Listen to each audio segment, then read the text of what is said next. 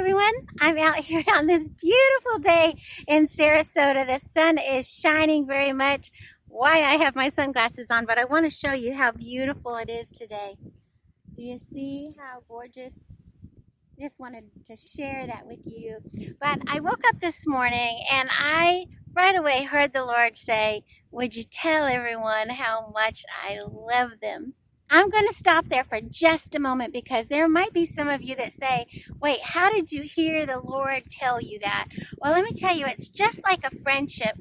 The more that you talk to somebody, the more you get to know them. And it's the same way with the Lord. The more that you talk to Him, the more that you hear His voice. And oh, sweet friends, He wants to talk to you all the time. He's got such amazing things to share with you.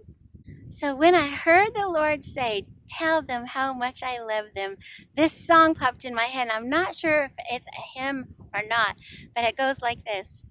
How deep the Father's love for us, how vast beyond all measure. And it goes on from there.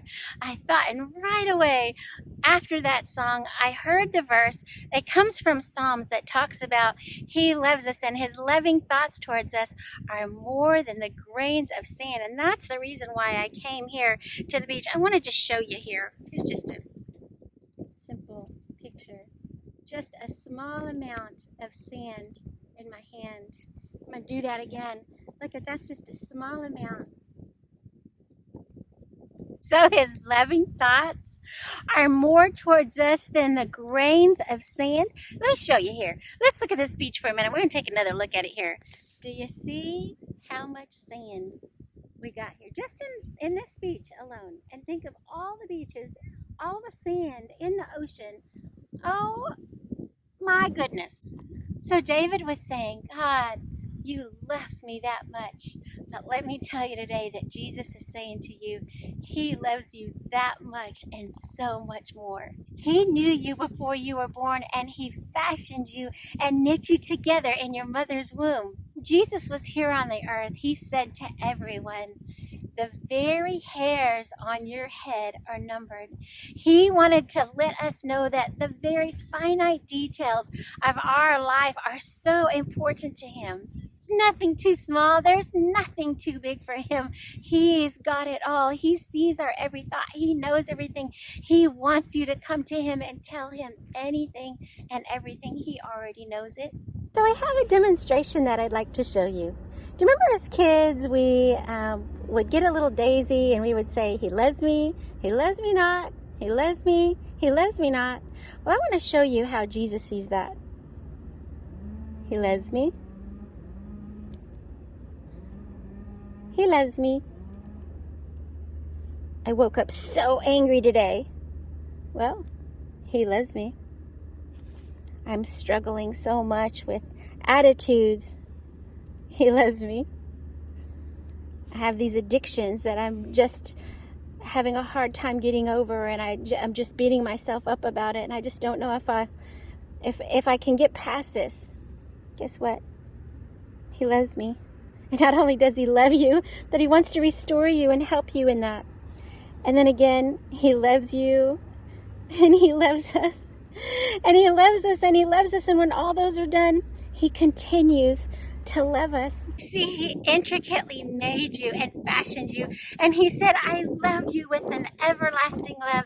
He also says, "I know the plans I have for you," declares the Lord. Plans to prosper you and not to harm you. Plans to give you a hope and a future.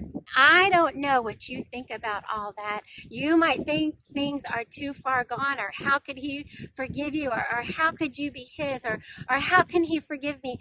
Let me tell you, He's saying, "I love you, I love you, I love you." And that's okay. Every day is a new day. Every step is a fresh new step. So for some of you, this could be a sweet reminder of Jesus just saying, "Hey, I love you."